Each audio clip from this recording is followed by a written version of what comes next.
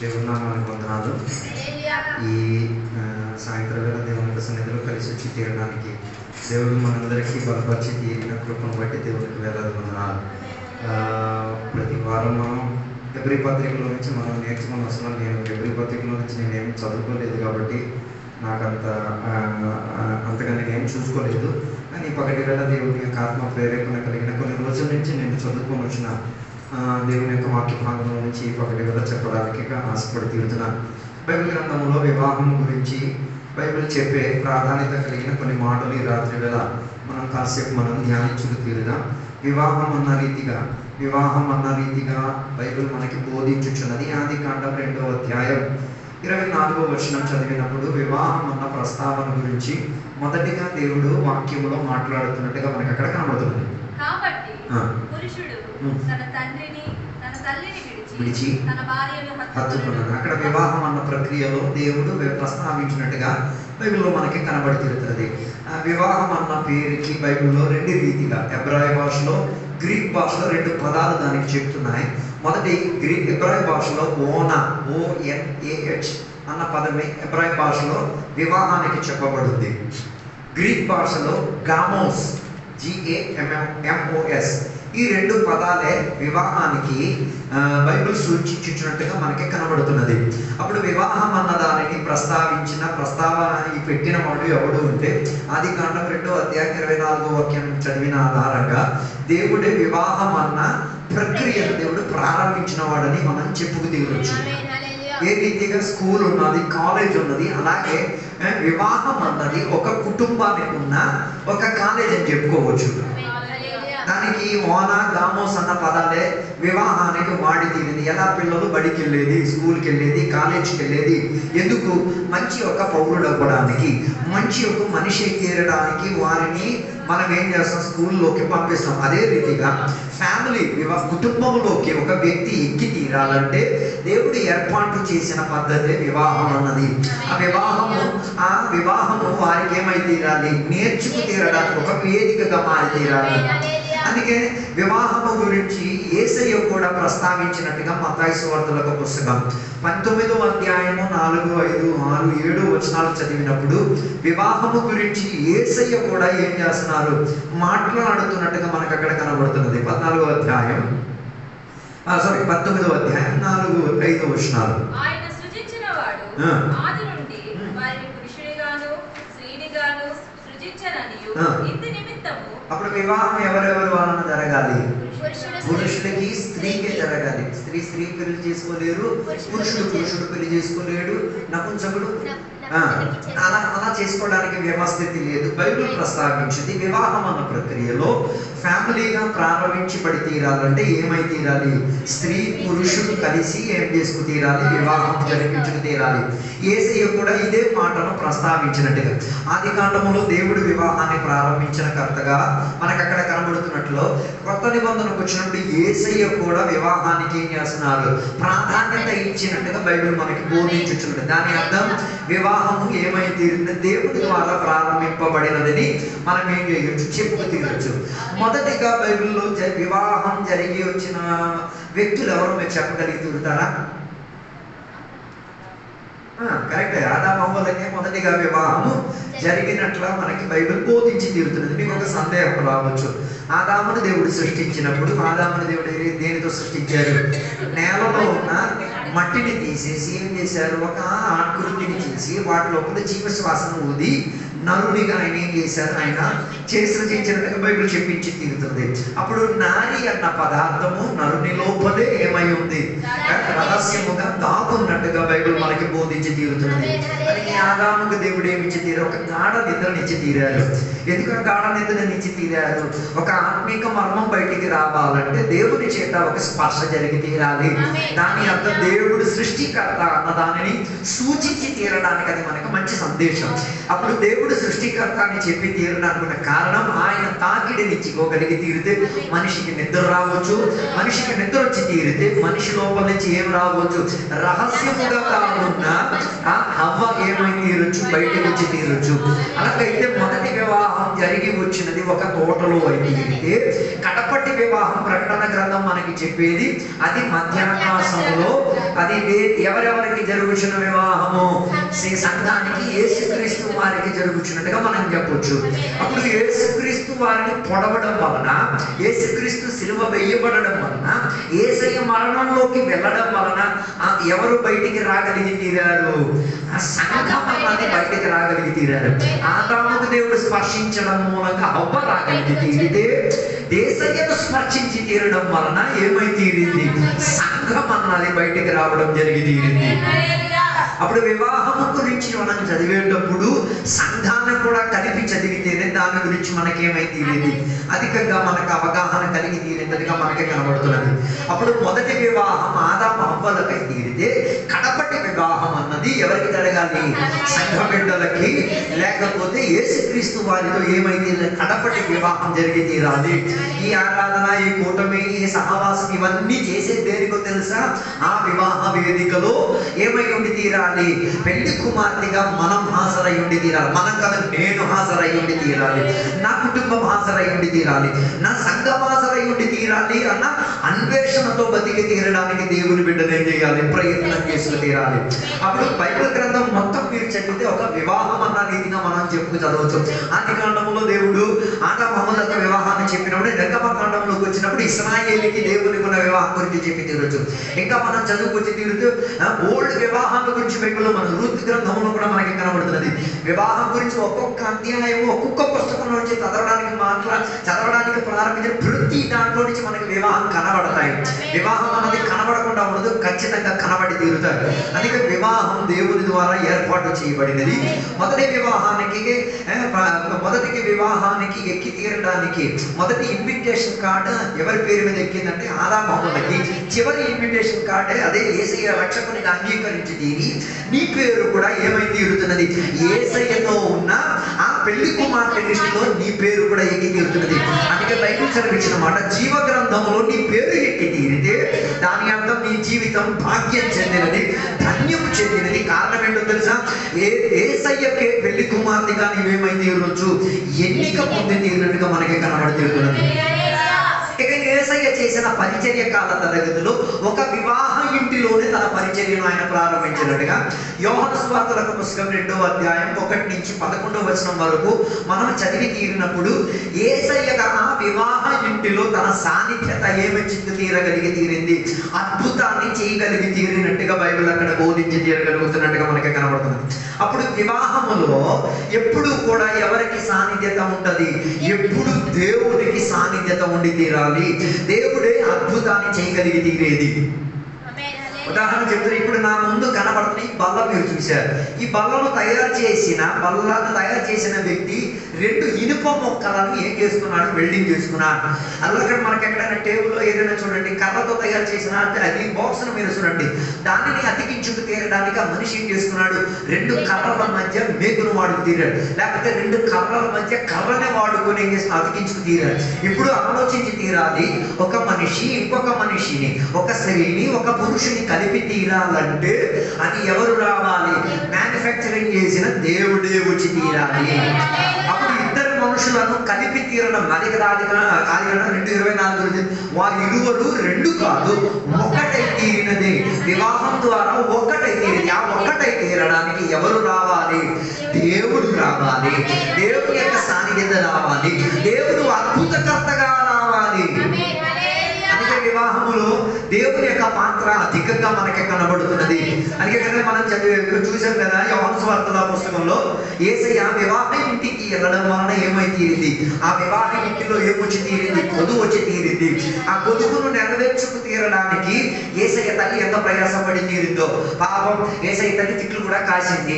యేసయ్య తల్లిని ఎంత అవమానపరిచి తీరారు. అయినా కూడా ఆమె పట్టించుకుంది. నాకు ఒక విషయం తెలుసు, ఆ కుమారుడు దైవ కుమారుడు, ఆయన దేవుని చిత్తం నెరవేర్చు, ఆయన సమయం దగ్గర వచ్చి తీరితే ఏ పరిస్థితినైనా ఎప్పుడైనా ఏం చేసుకో తీరొచ్చు, మార్చగలిగిన వాడు. అందుకే ఆ వివాహ ఇంటిలో నాకు నచ్చిన ఒక మాట ఏంటిది అంటే, యేసయ్య తల్లి కొందరిని సిద్ధపరిచి తీరింది. అలాగే తిరిగితే వివాహం ద్వారా మనం కూడా కొందరిని సిద్ధపరచుకు తీరాలి. ఏమని?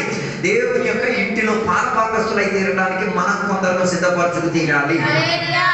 అందుకే వివాహంలో ఎవరి సాన్నిధ్యత కావాలి, దేవుడి యొక్క సాన్నిధ్యత కావాలి. వివాహంలో అద్భుతకర్తగా, అద్భుత మంత్రిగా దేవుడే మధ్యలోకి దిగి వచ్చి తీరాలి. అందుకే క్రైస్తవ వివాహంలో మనకి ఉంగరాలు మార్చుకోవడాలు లేవు, బట్టలు మార్చుకోవడాలు లేవు, బైబిల్ ఇచ్చుకోవడాలు లేవు, తర్వాత ఈ లోక సాంప్రదాయాలు చేసే సెట్టింగ్స్ ఏమీ లేదు. వాటిలో అదృశ్యమైన దేవుడు, అదృశ్యమైన దేవదూతలు, దృశ్యమైన సంఘం, అదృశ్యమైన సంఘం యొక్క సాన్నిధ్యతలో అద్భుతం జరిగి తీరుతాది. ఆ వివాహ వేదికలో ప్రస్తావించిన ప్రస్తావన మూలంగా ఆ కుటుంబం ఏమైంది, ఆ ఇద్దరు మనుషులు ఒక కుటుంబానికి చెంది తీరేటట్టుగా మారి తీరొచ్చు. అప్పుడు యేసయ్య వివాహ కానావన్న వివాహ విందులోకి వెళ్ళి తీరడానికి కారణం ఏంటిది? నిన్ను ఒక కుటుంబంలో చేర్చుకు తీరడానికి, మనల్ని ఒక కుటుంబంలో సభ్యులుగా చేసి తీరడానికి. అందుకే ఎబ్రీ పత్రిక 13వ అధ్యాయం 4వ వచనం చెప్తున్న మాట, వివాహం అన్ని విషయంలో ఏమి తీరినది, అన్నిటికన్నా ఘనత చెందినది, అన్నిటికన్నా శ్రేష్టత చెందినది, అన్నిటికన్నా ప్రాధాన్యత చెందినది. కారణం ఏంటిది? అందులో బిహైండ్ ద సీన్స్ కనబడకుండా అదృశ్యముగా పనిచేసిన వాడు దేవుడే, అద్భుతం చేసిన వాడు దేవుడే. సమయోచిత సమయంలో తన స్పర్శన, తన తాకిడి ఆ వివాహాన్ని ఏం చేసి తీరొచ్చు, ఒక చరిత్రలో సరిదిద్దుకోలేని తీరేంతటిగా అద్భుత రహస్యముగా మార్చి తీరొచ్చు. అదే కదా కానావన్న విందులో జరిగి తీరింది. యేసయ్య ఆ విందుకు రాక మునుపు అక్కడ ఏమిచ్చారు? అందరికీ పానీయాన్ని ఇచ్చారు. అందరూ పానీయం తాగారు, కానీ వాళ్ళకి ఏం అనిపించి తీరలేదు, వాళ్ళకి ఆ టేస్ట్ ఉన్నది రాలే. కానీ ఎప్పుడు యేసయ్య పని చేయడానికి ప్రారంభించి తీరారు, ఎప్పుడు యేసయ్యకున్న సాన్నిధ్యత వ్యాపరించి తీరడానికి ప్రారంభించి తీరిందో ఏమై తీరింది? మామూలుగా చులకగా మనకి దొరికే నీరు ఏమై తీరింది? మాధుర్యం చెంది తీరిందట్టుగా. అప్పటి వరకు ఏ రీతి కలిగిన రంగు లేని నీళ్లు రంగిగా మారి తీరిన నీళ్లు, అప్పటి వరకు ఏ విలువ లేని వస్తు విలువడి తీరిన మాధుర్యతను చెందుకు తీరేంతగా, అక్కడ ప్రశంసకు యోగ్యత చెంది తీరేంతగా దేవుడు ఉపయోగపరిచి తీరాడు. అందుకే వివాహం దేవుడు ఘనపరిచి తీరడానికి, ఎందుకంటే అది ఏమై తీరాలి? సమాజం మధ్యలో ప్రశంసకు యోగ్యమై తీరాలి, ఘనతకు అర్హత పొందుకు తీరాలి. అది దేవుడి ద్వారా ప్రస్తావించబడినది అన్నది ఏమై తీరాలి? రుజువు అయి తీరాలి. అప్పుడు బైబిల్ చెప్తున్న మాట, వివాహం అన్ని విషయంలో ఏమై తీరింది? ఘనత చెందినది, శ్రేష్టత చెందినది. అయితే ఇప్పుడు మీకు ఒక సందేహం రావచ్చు, వివాహం పురుషుని మధ్య స్త్రీ మధ్య జరిగి తీరొచ్చు. అప్పుడు మీకు ఒక సందేహం రావచ్చు, దేవుని బిడ్డలు పెళ్లి చేసుకోవచ్చు. ఓకే, అది మనం ఎలా యాక్సెప్ట్ చేసుకోవచ్చు. ఇప్పుడు ఒక దేవుని బిడ్డ ఒక అన్యుడు ఏం చేసుకోలేడు, పెళ్లి చేసుకోలేడు. ఒకవేళ దేవునికి ఎరగక మునుపు ఒకరు దేవునికి నమ్మి ఒకరు దేవునికి నమ్మకపోతే ఏం చేయాలి? వీరందరికీ ఉన్న కాన్ఫ్లిక్ట్, ఒక సందేహం. ఉదాహరణకి భర్త దేవునికి నమ్ముకున్నారు, భార్య దేవునికి నమ్ముకోలేదు. ఇది పెళ్లి చేసుకున్నారు, క్రైస్తవ పెళ్లి కాదు, వాళ్ళు లోక సాంప్రదాయ ప్రకారంగా వివాహం చేసుకున్నారు. భర్త దేవునికి నమ్మాడు, భార్య ఎంత సతమతం అయిపోతాడు, ప్రార్థన చేయలేడు, చర్చికెళ్ళాడు, ఆరాధన చేయలేడు, చాలా పోటీలో వేదన పడుతూ ఉంటాడు. అలాంటి సందర్భంలో ఏం చెప్తారు? విడిపోవాలంటారా? ప్రార్థన చేయాలంటారు. బైబిల్ దానికి ప్రస్తావించిన మంచి జవాబు ఒకటి ఉంది. మొదటి కొరింథీయులకు రాసిన పత్రిక 7వ అధ్యాయం 12వ వచనం నుంచి 16వ వచనం వరకు మనం చదివినప్పుడు రెండు రీతిగా అక్కడ మనం వివాహానికి ప్రస్తావించుచున్న మాటలు మనం చూచి తీరొచ్చు. 12వ వచనం, 13వ వచనం, 14వ వచనం చదవండి. మొదటి కొరింథీయులు 7. ప్రభువు కాదు, నేనే తగిన వారితో చెప్పినది ఏమనగా, ఏ సహోదరునికైనను అవిశ్వాసురాలైన భార్య ఆమె అతనితో కాపురము చేయని ఇష్టపడని ఎడల అతడు ఆమెను పరిత్యాజింపకూడదు. మరియు ఏ స్త్రీకైనను అవిశ్వాసి అయిన భర్త ఉండి ఆమెతో కాపురము చేయని ఇష్టపడని పడిన ఎడల ఆమె అతను పరిత్యాజింపకూడదు. దాని అర్థం వారు వివాహం చేసుకున్నారు, కానీ ఒకరు దేవునికి నమ్ముతున్నారు, ఒకరు దేవునికి ఏం తెలియదు, నమ్మలేదు. అలాంటి ఒక సందర్భంలో పెద్ద అభిషేక్తులాగా ప్రార్థనా పౌరులాగా విడాకులు ఇచ్చేసి పారిపోవడానికి కాదు దేవుడు చెప్తున్నది. దేవుడు చెప్తున్నది ఆ వేదికలో ఉండి ఏం చేయాలి? ఆ వివాహానికి ఉన్న ధర్మాన్ని నెరవేర్చుకోవాలి.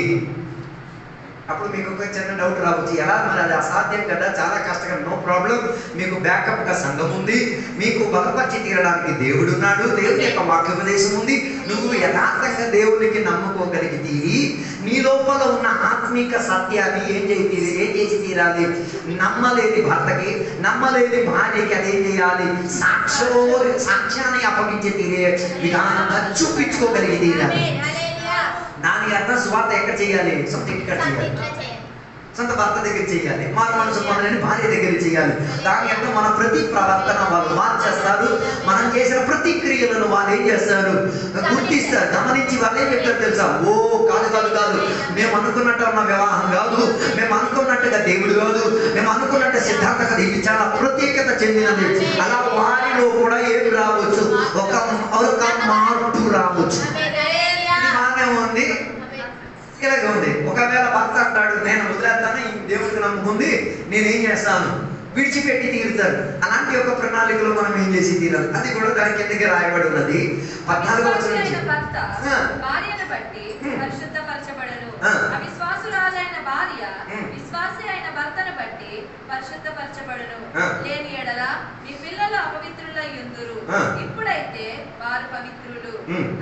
అయితే అవిశ్వాసి అయిన వాడు ఎడబాసిన ఎడబాయవచ్చును.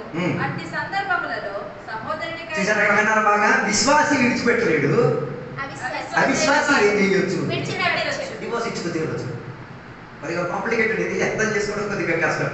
దాని అర్థం విశ్వాసిగా ఉన్న ఒక భక్తుడు ఏం చేయలేడు, డివోర్స్ ఇచ్చుకు తీరలేదు. ఆడికున్న ఒప్పందం ఏంటిది, ఏదో విధంగా ఆడితో కలిసి ఏం చేయాలి, జీవించి తీరి ఆయనని విశ్వాస మార్గములో జన్మించిన పిల్లలను విశ్వాస మార్గంలో తెచ్చుకు తీరాలి. కానీ అవతల ఉన్న వ్యక్తికి నీ విశ్వాసం ఏమి అభ్యంతరంగా మారి తీరినప్పుడు వారికి ఒక లైసెన్స్ దేవుడు ఇచ్చి తీరు, ఏంటని డివోర్స్ అన్న ప్రక్రియ, లేకపోతే విడాకుల నుంచి ఏం చేయొచ్చు, వదిలిపెట్టి తీరేంతటిగా ఉన్న సిద్ధాంతంలోకి ఏర్పడి తీరొచ్చు. నాతో కలిసి అందుకే కదా దేవుని యొక్క వాక్యం చెప్తున్న ఒక మాట, దేవుని బిడ్డలని ఏం చేయాలి, వివాహం చేసుకు తీరాలి. అదే 2 కొరింథీయులకు రాసిన పత్రిక 6వ అధ్యాయం 14 నుంచి 18వ వచనం వరకు చదివినప్పుడు దేవుని బిడ్డలనే పెళ్లి చేసుకు తీరాలి. దేవుని బిడ్డలు అన్యులను ఏం చేయకూడదు, పెళ్లి చేసుకోకూడదు. అలా చేయడం వలన ఏమైతే ఇది, ఆ వివాహానికున్న ఘనత, ఆ వివాహానికున్న శ్రేష్టత, ఆ వివాహంలో అదృశ్యముగా పనిచేస్తున్న దేవుని యొక్క ప్రాధాన్యత ఏమై తీరుతుంది, కనబడకుండా పోయి తీరొచ్చు. అందుకే వివాహము కుటుంబాన్ని ప్రస్తావించి తీరేంతటిగా దేవుని యొక్క వాక్యం మనల్ని బోధించి తీరుతున్నది. ఇక వివాహము ద్వారా ఒక కుటుంబం ఏ రీతిగా స్థాపింపబడి తీరుతున్నదో కీర్తనాలు 128వ కీర్తన దాని 2, 3, 6 వచనం 3 వచనాలు చదివితే,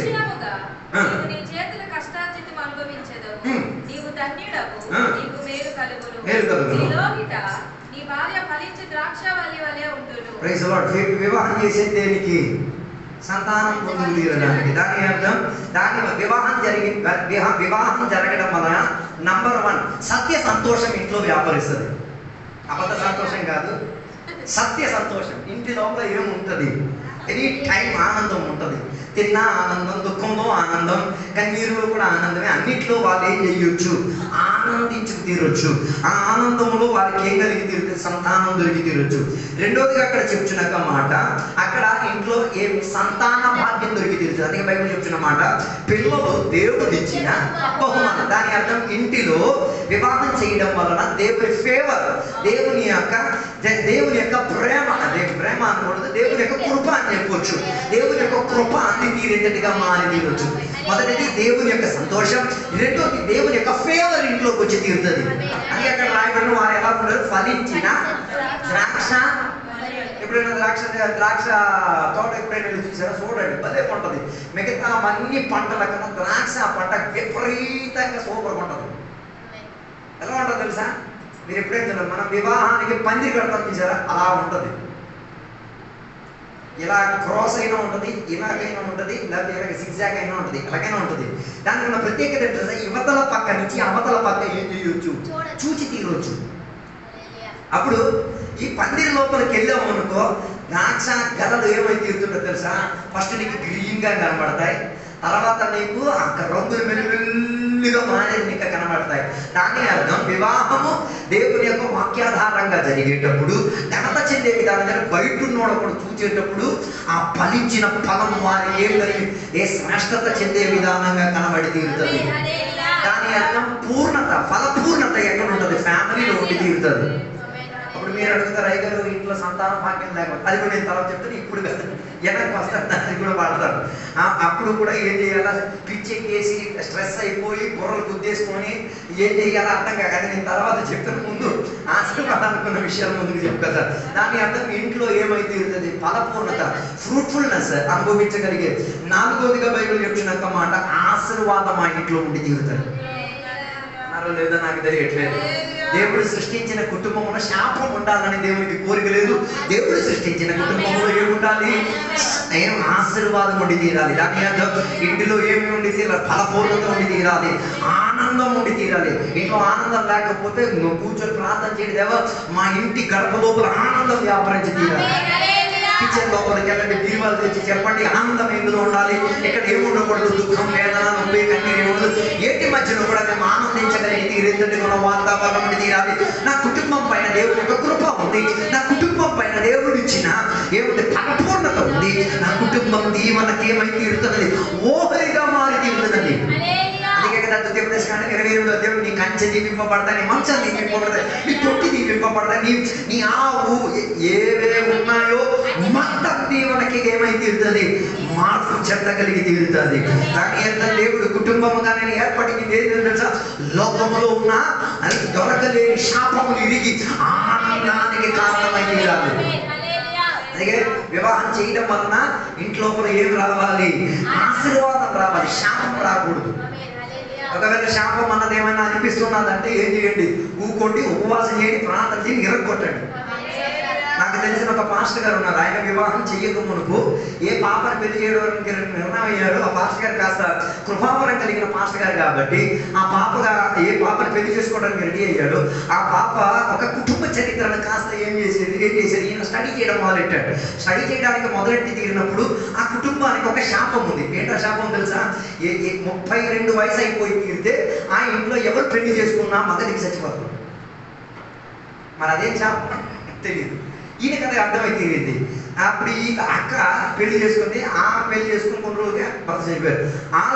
ఇంకెవరో అలాగా కుటుంబంలో అది కనబడిపోయినప్పుడు ఈయన వివాహం చేసుకునే ముందు ఈ దేవుని సన్నిధిలో ఉపవాసంతో ప్రార్థన, నువ్వు దాని గురించి భయపడొద్దురా, వివాహం చేసుకోమన్నాను. ఇంకా దేవుడు ఆయనకి సందేశం ఇచ్చి ఆయన వివాహం చేయడం జరిగింది.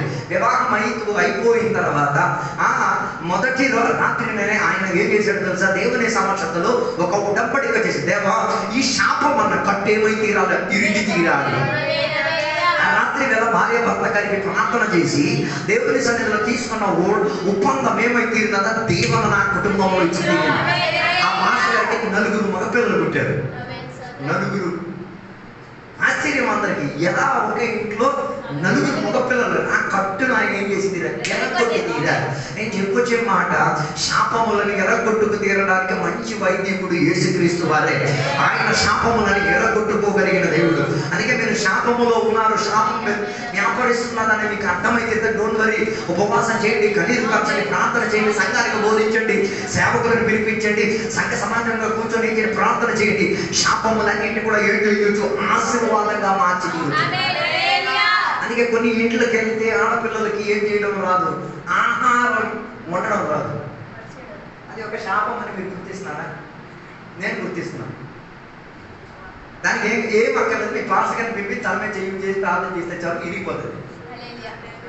కేరళలో జరిగిన ఒక మాట, పాప ఏ కూర చేసినా 99 కూరలు బాగుంటుంది, కానీ ఒక్కటి మాత్రం గలీజ్గా ఉంటుంది.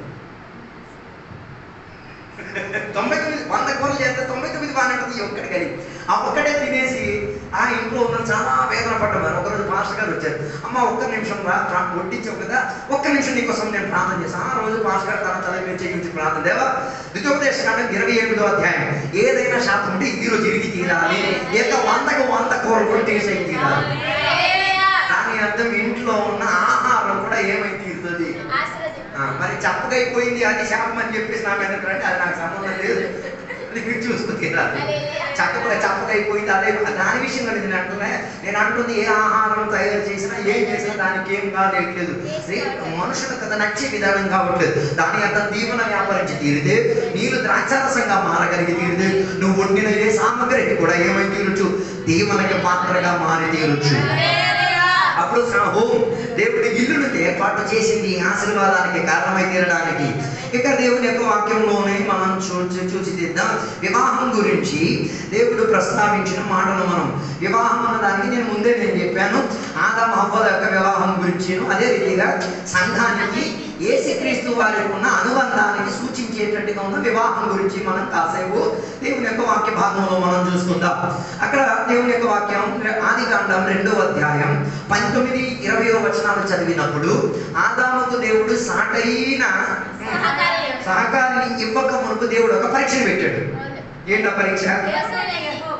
ప్రతి భూజంతువును ప్రతి ఆకాశ పక్షిని నేల నుండి నిర్మించి ఆదాము వాటికి ఏ పేరు పెట్టునో చూసి. అప్పుడు వివాహం జరగక ముందు ఆదాము ఒక చిన్న టెస్ట్ పెట్టారు. దేవుడికి నచ్చే, దేవుడికి ఇష్టమే ఇలాంటి చిన్న చిన్న టెస్టులు పెట్టడం కదా. అంతే కదా, టెస్ట్ పెడుతున్నారంటే దానివల్ల టీచర్కి పిల్లలంటే చాలా ఇష్టం అని అర్థం.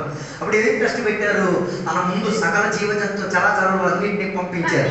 ఆదాము ఏం చేశాడో తెలుసా? వాటన్నిటికీ పేరు పెట్టేసి పంపించేసి వాటిలో నుంచి ఎవరిని కూడా ఏం చేయలేదు. నా కంపెనీ అని, నా షేర్ అని, నా ఓహరి అని, నా భార్య భాగ్యస్వామి అని ఏం చేయలేదు. ఇవన్నీ దేవుడు యాక్సెప్టెడ్ అయిపోయాడు. దేవుడికి ఆనందం కలిగి, వా వీడు నాతో ఉన్న కుమారుడే, ఈయన నా పక్షంలో ఉన్నవాడే అన్నది దేవునికి ఏమై తీరింది? అర్థమై తీరింది. ఓకే, అలాగైతే సంఘ బిడ్డలుగా మనం ఎక్స్ జీవితం ఎలా ఉండేది, పాత జీవితం ఎలా ఉండేది, పాపభరితమైన జీవితం అయింది, రైట్? అలాంటి ఒక ప్రణాళికలో మనం దేనిని ఎంచుకున్నాం? లోకాన్ని ఎంచుకున్నాం. లోక సాంప్రదాయాన్ని ఏ రోజు నువ్వు యేసయ్యను రక్షకునిగా అంగీకరించి తీరావో ఆ రోజు నీ జీవితం ఏమై తీరింది? యేసయ్యతో వివాహం చేసుకున్న ప్రణాళిక అయి తీరింది. దాని అర్థం ఆదాముకు వచ్చిన అదే టెస్ట్ మనకి కూడా వచ్చింది. మనం పాపై తీరింది, పాపం చేసిన తప్పితం అని చెప్పేసి బాధపడాల్సిన అవసరం లేదు. అది ఒక టెస్ట్ ప్రాసెస్. దానికి యేసుక్రీస్తు వారు గెలుపు సాధించారు కాబట్టి నువ్వు యేసయ్యకి ఏమై తీరావు? పెళ్లి కుమార్తె అయి తీరావు. యేసయ్య కన్యకగా మారి తీరావు. యేసయ్య కొరకున్న వేదికగా మారి తీరావు. హల్లెలూయా. అప్పుడు ఆదాము ముందు పంపించారు. ఆదాము దానికి ఏం చేశాడు? పేరు పెట్టి పంపించారు. అదే రీతిగా అందుకే బైబిల్ చెప్తున్న మాట, నీ పాపపు క్రియలు ఆయన ఏం చేయట్లేదు, గుర్తించట్లే. ఈ నెవర్ రిమెంబర్స్ యువర్ సిన్. అర్థం కాదు. పాపం గుర్తుపెట్టినాడు ఒకడు ఉన్నాడు. ఎవడు? ఆయన గుర్తుపెట్టించుకొని వస్తాడు నీ దగ్గరికి. అప్పుడు చెప్పాలి, ఈ కేసు ఎప్పుడో సాల్వ్ అయిపోయింది. దీనికి ఉన్న ఉత్తరవాది పరిశుద్ధాత్మగా యేసుక్రీస్తు వారిగా ఈ కేసుని కొట్టివేశారు. కొరింథీ పత్రిక చెప్తున్నది, సిలువలో యేసయ్య మరణించినప్పుడు మన మీద ఉన్న ప్రతి కేసుని క్యాన్సల్ చేసి తీరారు. మన మీద ఏ రీతి కలిగిన ఏం లేదు. పాత సామగ్రి పెట్టి మనల్ని వేరేసి ఏం చేయలేదు, ఏమి చెప్పి తీరలేదు. అందుకే దేవుని బిడ్డలారా మనం కొత్తగా జన్మించి తీరాలి. అదే కదా, యోహాను సువార్త 3వ అధ్యాయం 3, 4, 5, 6, 7 వచనాలు చదివితే నికోదేము వచ్చి యేసయ్య నువ్వు మంచి బోధకుడు అని నాకు తెలుసు, నువ్వు మంచి గురువు అని నాకు తెలుసు. యేసయ్య చెప్పారు, గురువు అని చెప్పడం కాదా నాయన, నువ్వు మరలా ఏం చేయాలి? You have to be born again. ఎవరి ద్వారా పుట్టాలి? దేవుని వాక్యం ద్వారా పుట్టాలి. దేవుని ఆత్మశక్తి ద్వారా నీలో ఒక జన్మ జరిగి తీరాలి. నాదొక జరిగి అక్కడ యేసయ్య చెప్తున్న మాట ఏంటిది? నీళ్ళు ద్వారా ఆత్మ ద్వారా ఏం చేయాలి? జన్మించింది. అక్కడ నీరు అన్నది పరిశుద్ధ, నీరు అన్నది దేవుని యొక్క వాక్యం, పరిశుద్ధాత్మ ఆత్మ అన్నది పరిశుద్ధాత్మ శక్తి. అప్పుడు రెండు శక్తులే నిన్ను ఏం చేసి తీరింది? కొత్తగా జన్మించి తీరడానికి సహాయపడి తీరింది. అలాగై తీరితే యేసయ్యకి పెళ్లి కుమార్తెగా అవ్వాలంటే ప్రతి మనిషి ఏమై తీరాలి? You have to be born again. నువ్వు మరలా ఒకసారి ఏం చేయాలి? ఒకసారి అమ్మా నాన్న చిత్తవృత్తి ప్రకారంగా జన్మించావు, వెరీ గుడ్. మరి రెండో జన్మించే జన్మ నీలో జరిగి తీరాలి. అది ఎలా జరిగి తీరేది? పరిశుద్ధాత్మ ద్వారా, దేవుని యొక్క వాక్య సందేశం ద్వారా. యేసయ్య జన్మ క్రమావళి కూడా అలాగే కదా జరిగింది. యేసయ్య జన్మ క్రమావళిలో కూడా రెండు శక్తులు ఏం చేసింది? ప్రభావితమై తీరడం వలన మరియా కడుపు లోపల ఏమైతే ఒక పిండం సృష్టింపబడగలిగి తీరింది. అలాగే తీరితే మరియా కడుపులో పిండం సృష్టింపబడగలిగి తీరితే నీ లోపల కూడా యేసుక్రీస్తు వారు ఏమై దేవుని యొక్క వాక్యమై పరిశుద్ధాత్మ శక్తి ఒక జన్మ జరిగి తీరింది. జరిగినోడే భాగ్యం కలిగినోడు. అట్లాంటి వాడికి యేసయ్యతో అనుబంధం, ఆదాము హవ్వతో పెళ్లి చేసుకున్న అదే ప్రణాళిక సంఘానికి యేసుక్రీస్తు వారికి అనుబంధం కలిగి తీరుతున్నది. అలాగైతే ప్రతి మనిషి ఏం చెయ్యాలి? మరలా జన్మించాలి. జన్మించాలా లేదా మీరు వివేచించండి, మీరు పరిశోధించండి. జన్మ కలిగిందంటే జన్మకు తగ్గట్టుగా ఎదుగుదల మీలో కనబడి తీరుతుంది. రెండోదిగా ఆదికాండం 2వ అధ్యాయం 21, 22 వచనాలు చదివినప్పుడు ఆదామును దేవుడు ఎక్కడి నుంచి హవ్వను దేవుడు ఎక్కడి నుంచి తీశారు? శరీరములో ఉన్న పక్కటి ఎముకలో నుంచి ఆయన ఏం చేశారు? కాలు నుంచి తీయచ్చుగా, తల నుంచి తీయచ్చు కదా? నో, ఎక్కడి నుంచి తీయాల్సి? పక్కన. ఎందుకు? అక్కడే ఎంటీ స్పేస్, అక్కడ నుండి ఉన్న ప్రేమ ఏమై తీరాలి? వ్యాపారింపబడి తీరాలి. దీనికి మంచి ఉదాహరణ యోహాను సువార్తల పుస్తకం 19వ అధ్యాయం 34వ వచనం చదివినప్పుడు యేసయ్యను కూడా ఏం చేశారు? ఆ పక్కనున్న ఎముకున్న కేంద్రంలో యేసయ్యను కూడా ఏం చేశారు? ఈటతో పొడిచారు. అర్థం కాలేదు. ఒకడు ఈటతో చూసారా? ఆ ఆదాంకి ఈ ఆదాంకి, అందుకే మొదటి ఆదాము కడపటి ఆదాం. మొదటి ఆదాం మన తాతగారు అయితే, కడపటి ఆదాం మన నాన్నగారు. కడపటి ఆదాం ఎవరు? యేసుక్రీస్తు. ఇద్దరికి ఏం జరిగింది? Same profile. ఆయనని కూడా పక్కటి ఎముకలలో దేవుడు స్పర్శించారు. ఎక్కడికి వచ్చినప్పుడు కడపటి ఆదామైన యేసుక్రీస్తు వారిని ఏం చేసింది? ఈ పాప లోకం ఏం చేసింది? పొడిచి తీరింది. ఆ పొడిచిన పొడిపింపులో ఏమొచ్చా? నీళ్లు రక్తం రావడం మాత్రం కాదు, అదృశ్య రీతిగా సంఘం కూడా బయట వచ్చి తీరింది. ఓకే, అప్పుడు ఆదామును హవ్వను ఎలా సృష్టించారో సంఘాన్ని కూడా దేవుడు అదే రీతిగా బయటికి తెచ్చినట్టుగా మనకు కనబడుతున్నది. రెండోది ఆదికాండం 2వ అధ్యాయం 23వ వచనం అనుసరించి హవ్వను దేవుడు సృష్టించినప్పుడు ఆదాము చెప్పిన ఒక మాట ఉన్నది. 2వ అధ్యాయం 23వ వచనం, నా ఎముకలలో ఎముక. Very good. ఆదాము ప్రవచించడం మొదలెట్టాడు. ఎవరిని చూసిన వెంటనే? హవ్వను చూసిన వెంటనే. కారణం ఏంటిది? దేవుడే హవ్వను ఏం చేశారు? సృష్టించమని తీసుకొచ్చినప్పుడు దేవుని సాన్నిధ్యతలో ఆత్మపూర్ణతో ఆదాము ఏం చేయడానికి మొదలెట్టాడు? ప్రవచించడానికి. ఏం ప్రవచించాడు? నా శరీరము నా ఎముకలలో ఎముక. ఓ లార్డ్. దాని అర్థం దేవుని యొక్క సాన్నిధ్యతలోకి వస్తే ప్రవచిస్తావు, ప్రవచనం వ్యాఖ్యానం పొందుతావు, కృపావరం యాక్టివేట్ అవుతుంది. కొంతమంది చెప్తున్నారు కృపావరాలు లేవు, అన్ని ఆగిపోయినాయి, మూతెట్టేసారు, తార పెట్టేసారు, దీని వరకు పెట్టేసారు. ఏం లేదు తమ్ముడు, దేవుడు ఉన్న చోట్ల అన్ని వ్యాపరిస్తాయి. కృపావరం ఆటోమేటిక్ గా ఏమైంది తీరుతుంది? వ్యాపరించబడి తీరుతుంది. దాని అర్థం హవ్వను దేవుడు సృష్టించిన విధానం ఆదాము ఏం చేసి తీరాడు? గుర్తించి తీరాడు. అదే యోహాను సువార్తల పుస్తకం 3వ అధ్యాయం 6వ వచనం చదివినప్పుడు అక్కడ కూడా యేసుక్రీస్తు వారు చెప్తున్న ఒక పదం ఉంది. ఆత్మలో ఉన్నది ఆత్మదుయు, శరీరములో ఉన్నది శరీరములను స్పందించి తీరేది.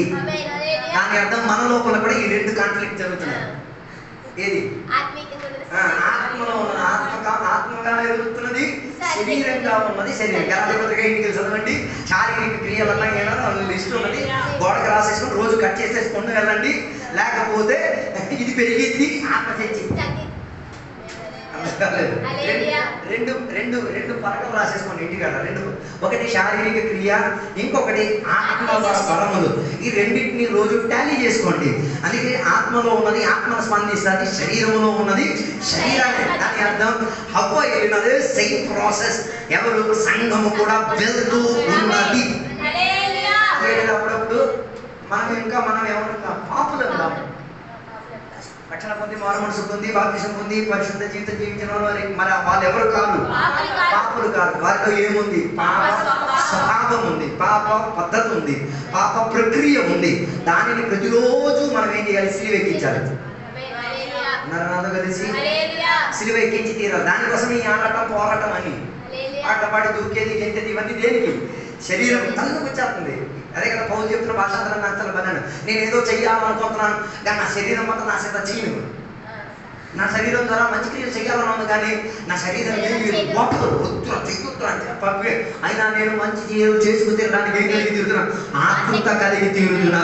అలాగైతే విషయ పత్రిక 5వ అధ్యాయం 30-32 వచనాలు చదివినప్పుడు కూడా సేమ్ అదే మాట పైన ఆత్మలో అదే రీతిగా శరీరంలో ఎప్పుడు ఏమవుతున్నది? There is a fight going on. ఎప్పుడు ఒక పోరాటం జరిగి తీరుతున్నది. దానికి మంచి ఉదాహరణ యాకోబు, ఏసావే. పెరుగులాడేది ఎక్కడ? తల్లి కడుపులో నుండి పెరుగులాడే. దాని అర్థం సంఘం లోపల నుండి ఒక పెరుగు అవుతుంది. ఆ పెరుగు సగబిడ్డ కొట్టుకోవడం కాదు, శరీరం ఆత్మ ఏమై తీరుతున్నది? అటు ఇటు మార్చడం కలిగి తీరుతున్నది. దేనిని గెలిపిస్తున్నావో అదే నేను ఆరాధన తీసుకొస్తాను.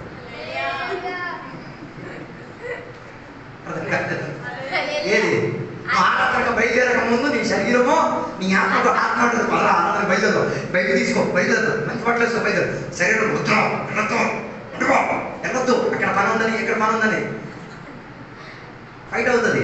ఫైట్ అయినప్పుడు శరీరం ఆత్మ చంపేసింది అనుకో, ఆత్మ సైలెంట్ అయిపోతుంది.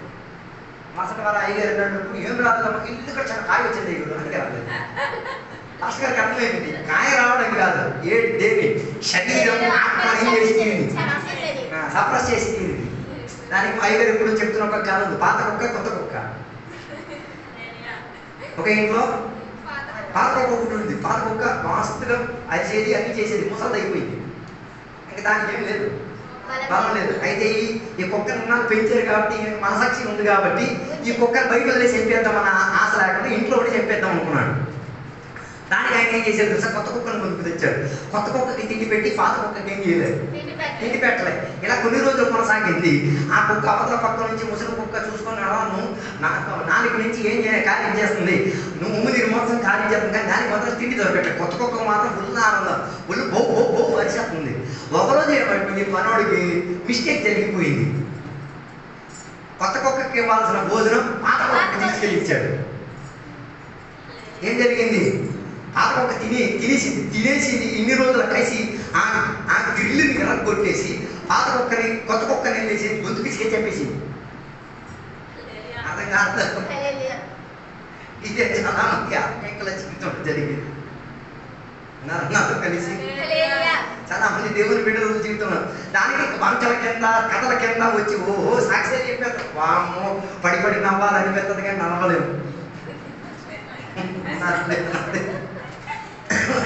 చెప్పే వంటలు వింటే ఏం బాబు సచ్చికి రాలంటే స్టోరీ కింద పడి నవ్వాలని ఉంది కానీ నవ్వాలి. దాని అర్థం ఏమవుతున్నది, ఎప్పుడు శరీరానికి ఆత్మకి ఎప్పుడు ఏం జరుగుతున్నది, ఒక పోరాటం జరిగి తీరుతుంది. అందుకే ఆత్మలో ఉన్నవారు ఆత్మలో ఏంటి పోరాడి తీరాలి. ఒక మాట ఉంది, లోకం మనకి శాశ్వతమైనది కాదు, శరీరం మనకి అనుకూలమైనది కాదు. దేవుని బిడ్డకి మరణం ఉందా? దేవుని బిడ్డలకి మరణం ఉందా? యేసయ్యను రక్షకునిగా అంగీకరించి తీరినోడికి ఏం లేదు, మరణం లేదు. అప్పుడు మీరు చెప్తే చచ్చిపోతున్నారు కదా, సావట్లేదు, మట్టికి మంచిగా కలిపేస్తున్నారు. అవునా? మన బాడీ 3 వస్తువులతో తయారయ్యేది, శరీరం, ప్రాణం, ఆత్మ. ఓకే, శరీరం మట్టి కలిసిపోయింది, ప్రాణాత్మ మనం చచ్చినట్ట.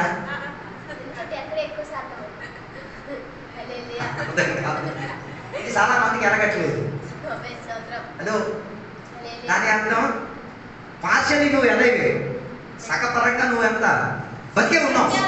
ప్రాణాత్మ ఎక్కడికి వెళ్ళిపోయింది, దేవుని దగ్గరికి వెళ్ళిపోయింది. శరీరం మాత్రం ఏమైపోయింది, మట్టిలో. అందుకే రూపాంతరం చెందే గడియలో ఈ 3 మళ్ళీ తిరిగి కలవాలి.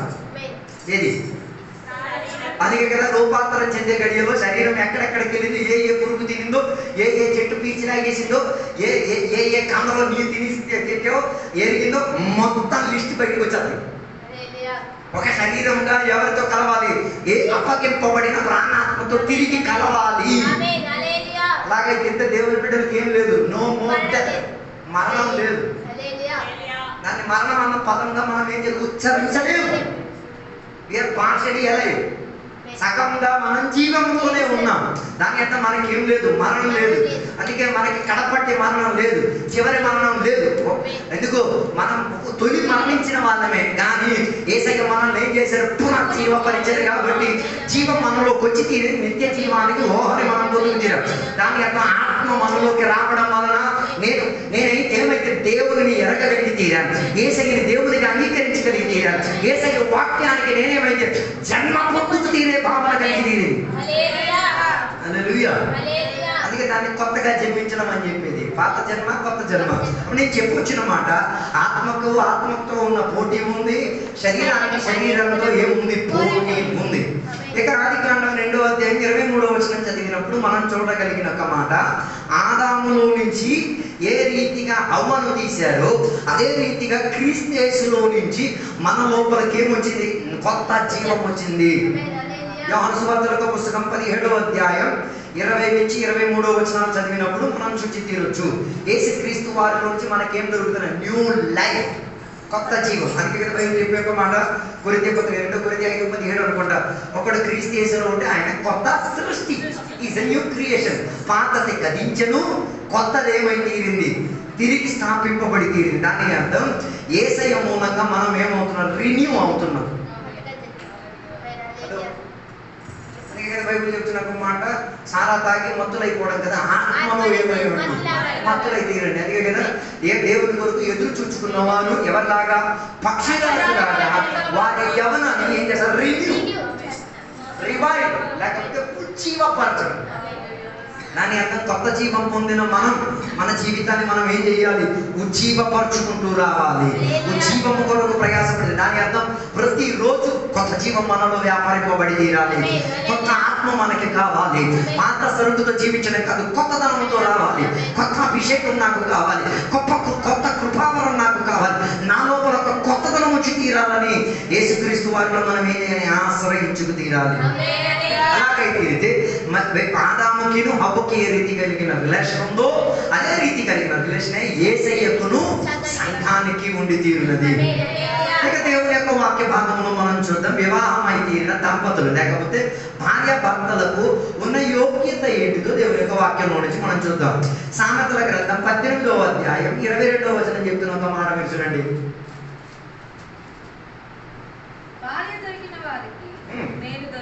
దాని అర్థం దొరకలేనోడికి నాకేం చేయకపోతే మీరు ఎవరు మీరే పెంచండి ఉన్నారా నాతో కలిసి. దాని అర్థం వివాహం చేయని వాడికి ఏం కలిగింది? మేలు కలిగింది. అందుకే వివాహం జరిగి తీరాలంటే నేను చెప్పాను, పురుషుడు స్త్రీ ఉండాలి, వారి మధ్య ఏమైతే తీరాలి? వివాహం జరిగి తీరాలి. అప్పుడు భర్త చేయాల్సిన బాధ్యత ఏంటో కాసేపు దేవుని వాక్యం నుంచి మనం చూద్దాం. ఎఫెసీ పత్రిక 5వ అధ్యాయం 25వ వచనం చెప్తున్న ఒక మాట వినండి. భర్త చేయాల్సిన నంబర్ 1 పని 5:25. పురుషులారా బస్ చాలు. ఫస్ట్ చేయాల్సిన పని ఎవరిని ప్రేమించాలి? పరపని కాదు, మీ భార్యను మీరేం చేయాలి? ప్రేమించాలి. ఎలా? క్రీస్తు యేసు సంఘాన్ని ప్రేమించినట్ల. అప్పుడు భర్త చేయాల్సిన నంబర్ 1 పని రోజు మీ భర్తకి పిచ్చెక్కి నన్ను ప్రేమించండి అని పిచ్చెక్కించండి. ఓకే, అప్పుడు ఎవరు? క్రీస్తు యేసు సంఘాన్ని ప్రేమించినట్టుగా. ఎలా క్రీస్తు యేసు సంఘాన్ని ప్రేమించారు? చెప్పలేదు. మనం పాపిగా ఉన్నప్పుడు, మనం దోషములు చేసి ఉన్నప్పుడు, మనం ఎంత శత్రుత్వంగా ఉన్నప్పుడు ఆయన మనల్ని కొరకు ఏం చేశాడు? ప్రాణం పెట్టి తమ శరీరంలో ఉన్న సకల రక్తం మొత్తం గాచి ఉన్న శరీరం మొత్తం గాయపరిచి తీరేటట్టుగా ప్రేమను ఆయన ఏం చేశారు? ప్రదర్శన పరిచి తీరి చూపించి తీరారు. ప్రేమ శాశ్వతమైనదని. అలాగే తీరితే భర్తలు భార్యని ఏం చేయాలి? శాశ్వతమైన ప్రేమతో ప్రేమించి తీరాలి. ఇక్కడ ఒక కాన్ఫ్లిక్ట్ ఉంది, ఇక్కడ ఒక చిన్న ఇష్యూ ఉంది. ఏంటా ఇష్యూ? భార్య అనాలా, సహోదరి అనాలా? సంఘంగా కలిసి వచ్చినప్పుడు సహోదరి సహోదరుల, భార్య భర్తల.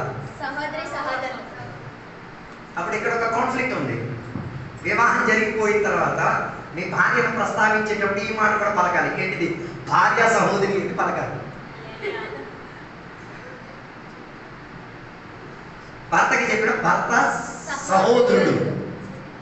రెండో కేటగిరీలో ఎవరు వస్తున్నారు? Brother sister relation. అప్పుడు సంఘానికి ఎప్పుడు సహోదరి అనుబంధమే. అందుకే కదా కీర్తన చెప్తున్నాం, సహోదరులు ఐక్యత కలిసి ఉండడం ఎంతో మేలు, ఎంతో మనోహరం. అది ఎలాగా? అహరోను తల మీద పోయబడి ఉన్న అభిషేక తైలం తలపేడు నుంచి గిడ్డ నుంచి కాలి మాత్రం. దాని అర్థం సంఘాలలో సహోదరులు అందరూ కూడా దేంట్లో నిండు కలిగి ఉండి తీరాలి, అభిషేకములో నిండుబాటు కలిగి ఉండి తీరాలి. అప్పుడు ఒక పక్కన భర్త అన్నప్పుడు ఆయన రెండో పక్క ఆయన ఏమవుతున్నాడు? సహోదరుడు అవుతున్నాడు. ఒక పక్క భార్య అయినప్పుడు మరో పక్క ఆయన ఎవరు? సహోదరి అన్న పేరు ఉండాలి. అప్పుడు సంబోధన సంఘంలో సంబోధించినప్పుడు ఇలా వాడాలి, నా భర్త అయిన సహోదరుడు మా భర్త. అప్పుడు దేవుడు ఆ పదవుల సాతాను ఇక్కడ దొరికాడు రా నాకు, ఇది వాక్యం ఇక్కడ కొట్టేశాడు. అక్కడ సాతానికి చోటు ఒకడు ఏం చెప్పాలి? భర్త అన్న సహోదరుడు, భార్య అన్న సహోదరి. దాని అర్థం ఏం చేయాలి? ఒక కుటుంబముగా మనం ఏం చేయాలి? కలిసి తీరడానికి ఉన్న ప్రయత్నం ఏసి. మన దాని అర్థం డిఫెక్ట్లు ఉంటాయి, దోషాలు ఎవరిలో ఉంటాయి? సంఘంలో ఉంటాయి. అలా ఎవరు పెళ్లి చేసుకున్న కుమార్తెలో అనేక తప్పులు ఉంటాయి. మిస్టర్ పర్ఫెక్ట్ ఎవరికి దొరకదు, బోల్డ్ ఉంటాయి. దాన్ని ఏం చేయాలి? ప్రేమతో. అందుకే బైబిల్ చెప్తున్న మాట, పూర్ణ ప్రేమ అన్నిటినీ ఏం చేసి కప్పి పెట్టుకోవాలి. అర్థం కాలేదు. ప్రేమ లేకపోతే మనం కప్పి పెట్టలేము. అర్థం కాలేదు. అంతే కదా. యేసయ్య కల్వరి శిలువలో మరణించినప్పుడు నీ మీద రాయబడి ఉన్న మొత్తం 613 విధులు, నీ మీద రాయబడి ఉన్న సాతాను రాసిన సకల పాపపు కేసులు మొత్తం ఆయన ఏం చేశారు? ఆయన ప్రేమించి కప్పి పెట్టాడు. కాబట్టి నువ్వు ఆయన అదే మనం ఆయన చేతిలో ఉన్నాం. కాబట్టి ఆయన చేతిలో నుంచి మన దేవుడు కూడా ఏం చేయలేరు, దొంగలించలేరు, దోచుకొని తీసుకెళ్ళలేరు.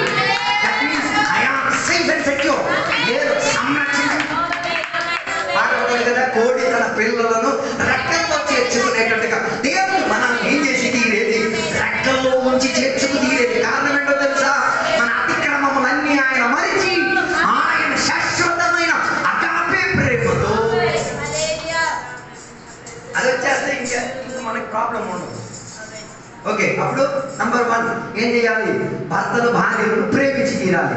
రెండవదిగా బైబిల్ చెప్తున్న మాట 1 పేతురు 3:7 వచనం. 1 పేతురు 3:7. పురుషులారా జీవమును కృపాబలములో మీ భార్యలు మీతో పాలివారై ఉన్నారని ఎరిగి ఎక్కువగా బలహీనమైన ఇక్కడే చెప్పాలి. ఏం గుర్తించాలి? భర్తలు భార్యగా ఎవరని? సెన్సిటివ్ అని, బలహీన పాత్రలని తెలుసుకోవాలి. అర్థం కాదు. ఈ 3 ఎందుకు ఎడుతున్నారు? బలహీనులు కాబట్టి. 2 పురుషులు ఉన్నారు కాబట్టి అవసరం. 4 అదో దాని అర్థం పురుషులారా మీ స్త్రీలకి ఏముంది? బలహీనత ఉంది. బలహీనత ఉన్నదానికి ఎప్పుడు ఏముంటది? డిఫెక్ట్లు ఉంటాయి. దాని అర్థం భార్య ఫుల్ తప్పు చేస్తాయి. అర్థం కాదు. They are sensitive. సెన్సిటివ్ అంటే టచ్ చేస్తే ఏమైపోద్ది? పక్కన ఇరిగిపోద్ది. ఇరిగిపోద్ది. ఆడవాళ్ళకి ఉన్న టెండెన్సీ అంతే. ఎంత బిడ్డ ప్రాణి అయినా బలహీన పాత్ర. అది ఎవరికి తెలియాలి? భర్తకి తెలియాలి. తెలియలేకపోతే వాడు అడ్జస్ట్ కాలేడు. అర్థం కాలేదు. ఉన్నారో కలిసి. అందుకే పేతురు పత్రిక చెప్తున్న మాట, బలహీన పాత్రుడు. బలహీన పాత్రకి ఎప్పుడు ఏముండి తీరాలి? సంరక్షణ. ఉదాహరణకి మన ఇంట్లో, మీ ఇంట్లో ఇప్పుడు మట్టి కొండ ఉందో లేదో నాకు తెలియదు. మా ఇంట్లో ఉంది మట్టి. మామూలు కింది కన్నా మట్టి కొండకి చాలా ప్రాధాన్యత. మా నాన్న అయితే ఎంత చక్కగా మెల్లగా పడతారు. కడిగేటప్పుడు అయితే తగిలేస్తుంటది. కారణం ఏంటిది? అది మన చేతిలో ఉండదు. కారణం ఏంటి? బలహీనం చెందింది. దాని అర్థం భర్తలు తెలుసుకు తీరాల్సిన బాధ్యత. భార్యలు బలహీనతలో ఉన్నవారు, వారికి బలహీనత ఉంది, వారి సెన్సిటివ్. వాటికి ఏముండి తీరాలి? ఎప్పుడు సంరక్షణ ఉండి తీరాలి. 3వదిగా బైబిల్ చెప్తున్నా కాబట్టి 1 తిమోతిలకు రాసిన పత్రిక 5వ అధ్యాయం 8వ వచనం చెప్తున్న మాట, భర్త భార్యకి ఏం చేయాలి?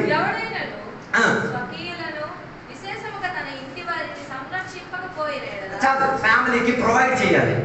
ఇంట్లో ఉన్న అవసరాలన్నీ ఎవరు తీర్చాలి? మరి నువ్వు అప్పు చేసుకొని చేస్తావా, పప్పు చేసుకొని చేస్తావా, పని చేసుకొని చేస్తావా తెలీదు. నువ్వు నీ ఫ్యామిలీకి ఏం చేయాలి?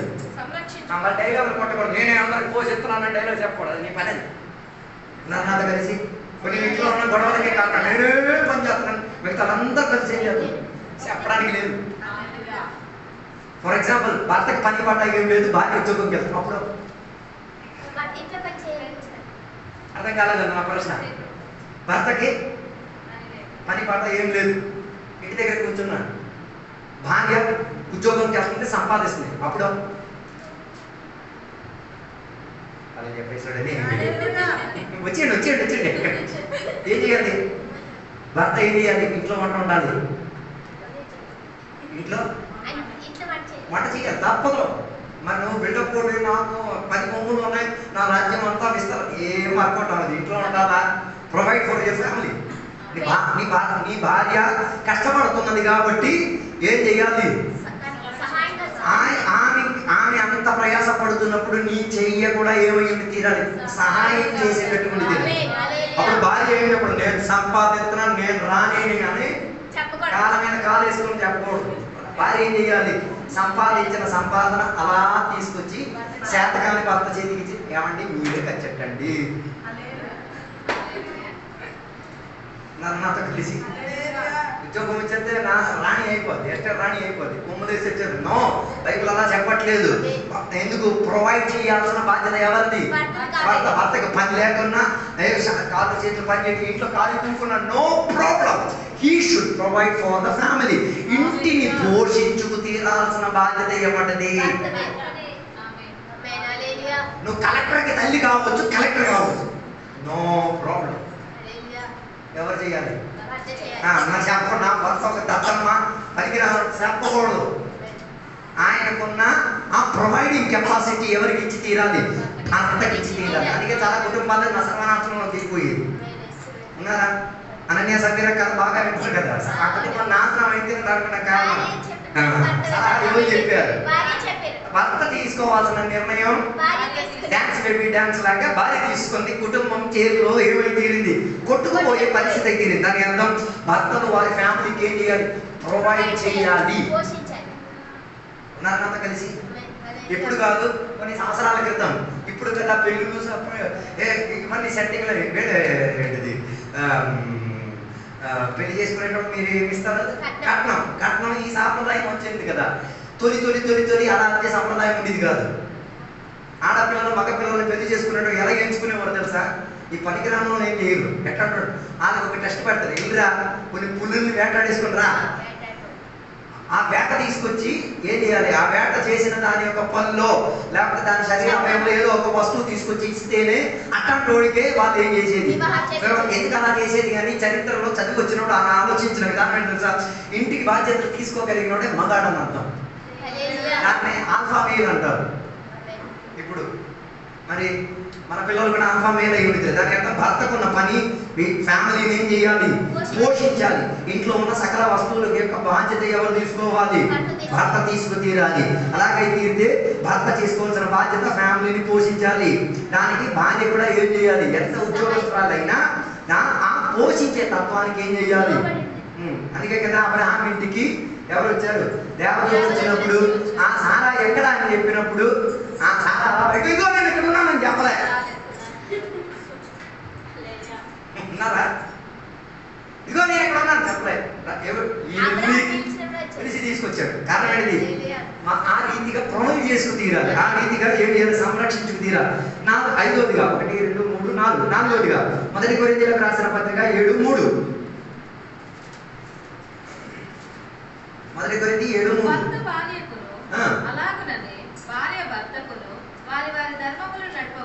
ఓ ప్రైజ్ లార్డ్ చెప్పలేదు. సో అటు ఇటు వాళ్ళకి ఏముంది? అధికారం ఉంది. ఎవరికి? భార్యకి భర్త పైన, భర్తకి భార్య పైన ఏముంది? ఆల్ అథారిటీ ఉంది. రైట్? అథారిటీ లేదు, నాకు భార్య అధికారం లేదని చెప్పిన అధికారం ఉంది.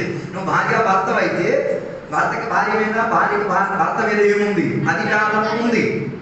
తర్వాత ఎబిసి పత్రిక 5వ అధ్యాయం 28, 29వ వచనం చదివినప్పుడు చెప్తున్న మాట, పురుషులు కూడా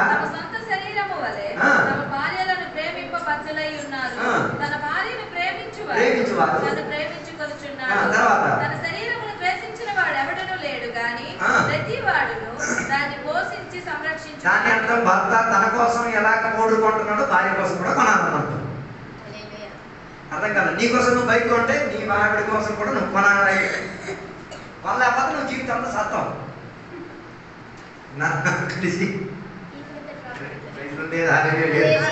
ఎందుకు ఈ టాపిక్ తీసాను నాకే భయం. హలో, ఉన్నారు నాతో కలిసి. నీ సొంత శరీరాన్ని నీవు ఎలా భర్త ప్రేమిస్తున్నాడు అలాగే నీ భార్యకున్న కావాల్సిన సౌకర్యాలన్నీ ఏం చేయాలి? అలాగైతే నువ్వు కారు కొంటే నీ భార్యకు కూడా నువ్వేం చేయాలి? తప్పదు. లేకపోతే జీవితంతో సతాయిస్తుంది. పప్పులో కూరలో తగ్గించేసేసుకుని కారాలు పెట్టేసుకుని నీకు చూపిస్తుంది. అది చెప్పకుండా ఉండడానికి ఏం చేయాలి? నీ శరీరాన్ని ప్రేమించేటట్టుగా నువ్వేం చేయాలి? ప్రేమించేటట్టుగా ఉండి తీరాలి. తర్వాత బైబిల్ చెప్తున్న మాట 1 కొరింథీ 11వ అధ్యాయం 3వ వచనం చెప్తున్న మాట. మొదటి కొరింథీ 11:3. ప్రతి పురుషునికి శిరస్సు క్రీస్తనియు, స్త్రీకి శిరస్సు పురుషుడనియు. దాని అర్థం ఎవరు ప్రభుత్వం కింద ఉండాలి? భర్త ప్రభుత్వం కింద ఉండాలి. రైట్? దాని అర్థం అది ఒక వేదనే. There is hardship. ఏంటి? భర్త ప్రభుత్వం కింద భార్య ఏం చేయాలి? ఒదిగుండి తీరాలి. అది ఒక వేదన చెందిన చర్య, కానీ వాటిలో కూడా దేవుడు సహాయపరచుకు తీరుతారు. తర్వాత బైబిల్ చెప్తున్నమాట సామెతల గ్రంథం 31:28 భర్త చేయాల్సిన పని. 31:28. ఆమె కుమారులు లేచి ఆమెను ధన్యురాలందరూ. చాలా మంది కుమార్తెలు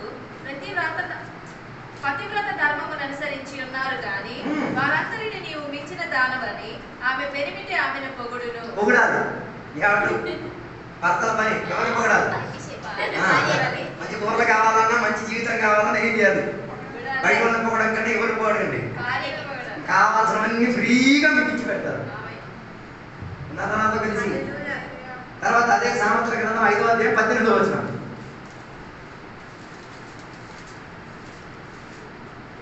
నీ ఊట దీవెన నొందును, యవన కాలపు బాల్య అందు సంతోషించు. మీదంతా సంతోషం అని ఉంది. నా భాషలో రాసింది please sir make her happy. ఆమె సంతోషపరచాలి.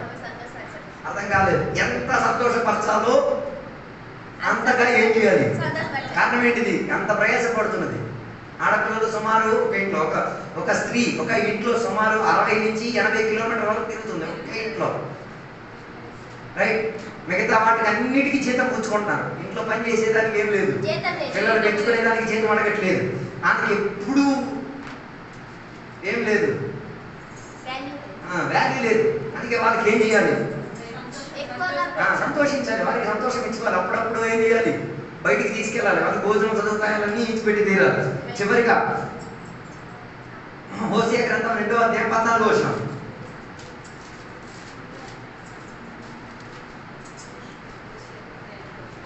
హోషేయ 2:14.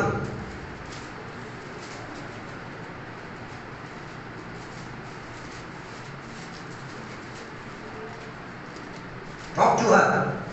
పిమ్మట దానిని ఆకర్షించి అరణ్యంలోనికి కొనిపోయి అక్కడ దానితో ప్రేమగా మాట్లాడాలి. ఎవరితో మాట్లాడాలి? Talk with your wife. భర్త ఎవరితో మాట్లాడాలి? ఎందుకు ఆమె ఎవరితో మాట్లాడలేదు కదా. బోర్డు స్టాక్లు ఉంటాయి. ఆ స్టాక్ మాట్లాడి ఇవన్నీ భర్త క్వాలిటీ. ఇక భార్యకున్న క్వాలిటీ సెంటు బైబిల్ చెప్తున్నా చూద్దాం. ఎఫెసీ పత్రిక 5:22. భార్య భర్తకి లోబడి తీరాలి. లోబడి ఉండి తీరాలి. భార్య ఎవరికి లోబడి తీరాలి? భర్తకు లోబడి తీరాలి. డెసిషన్లో అయినా ఏ విషయంలో. అందుకే బైబిల్లో చెప్పబడుతున్నది, స్త్రీలారా చర్చిలో మీరేం మౌనం పాటించాలి. ఏదైనా చెప్పాలంటే ఎవరికి చెప్పాలి? భర్తకి చెప్పి ఆయన చెప్పించాలి. ఇది అలాగే వీళ్ళు ఈ బైబిల్ స్టాండర్డ్ కాదు. దాని అర్థం ఆడవాళ్ళకి అవమానపరచ లేదు. ఆడవాళ్ళు దేవునికి లోబడి ఉన్నారని, భర్తకి లోబడి ఉన్నారన్న దానికి సూచన. మనం ఎందుకు తల మీద ముసుగేసేది ఆడపిల్లలు? దాని అర్థం వేసుకుంటే దాని అర్థం లోబడుతున్నాం అన్నది. లేకపోతే కోసేసుకో నాలాగా ఆటోమేటిక్ అర్థమైపోయింది. ఇది మొంగే సరుకు కాదు, ఎవరు మాట వినని సరుకు అనేది ఆటోమేటిక్ అర్థమైపోతుంది. ఓకే, అప్పుడు ఆడవాళ్ళు ఏం చేయాలి? భర్తకు లోబడి తీరాలి. రెండోదిగా చెప్తున్న మాట సామెతల గ్రంథం 31:23. భర్తలకు ఏం చేయాలి? సన్మానించాలి, గౌరవించాలి. ఎవరు గౌరవించాలి?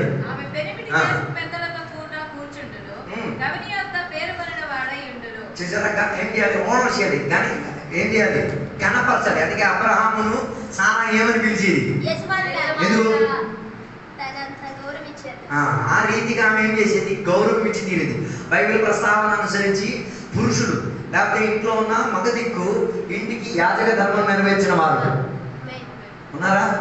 ఇంటికి యజమానుగా అన్ని పని చేసిన అప్పుడు ఆ ఘనత మనం ఏం చేయాలి? అందరు ఘనత ఎవరు ఉన్నారా? ఇంట్లో ఒక సామాను ఉంది, భర్తకి అడిగేసి ఏం చేయాలి? ఆయన వచ్చినంత కదా అక్కడ ఉంచాలి. అడిగి ఇవ్వకపోతే దాని అర్థం ఏంటి? అడగకుండా ఇచ్చేస్తే ఆయన ఏం చేయట్లేదు, గౌరవించట్లేదు. చాలా కుటుంబాలకు ఉన్న సమస్య ఇదే. భర్తకు అడగరు అని ఏం చేయాలి? అలా వల్ల ఏమై తీరేది? భార్యలు భర్తకి ఏం చేయాలి? గౌరవించి తీరాలి. ఇక మొదటి పేతురు పత్రిక 3వ అధ్యాయం 6వ వచనం చదివి నీ భర్తకి ఏమై తీరాలి? నీ భర్త యొక్క మాట విని తీరాలి. మొదటి పేతురు 3:6. ఆ ప్రకారము సారా అబ్రహామును యజమానుడని పిలిచి అతనికి లోబడి ఉండేది. ఎవరు లోబడాలి? భార్య. ఎవరికి? భర్తకి లోబడి ఉండి తీరాలి. తర్వాత తిమోతికి రాసిన పత్రిక 2వ అధ్యాయం 4వ వచనం. తీతుకు రాసిన పత్రిక 2వ అధ్యాయం 4వ వచనం.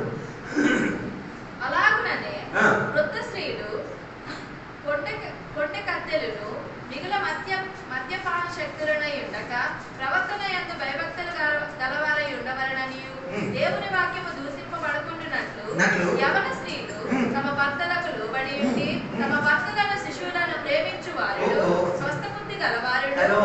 సెన్సిబుల్ మైండ్, సెన్స్ ఉండాలి. ఎవరికి? ఆడవాళ్ళకి. ఎక్కడ ఎప్పుడు ఏ రీతిగా మాట్లాడాలి, ఏ రీతిగా ఆయన పొగిడి తీరాలో, ఏ రీతిగా ఆయన పేరును ప్రతిష్టను ఉంచుకు తీరాలో ఎవరు చూసుకు తీరాలి?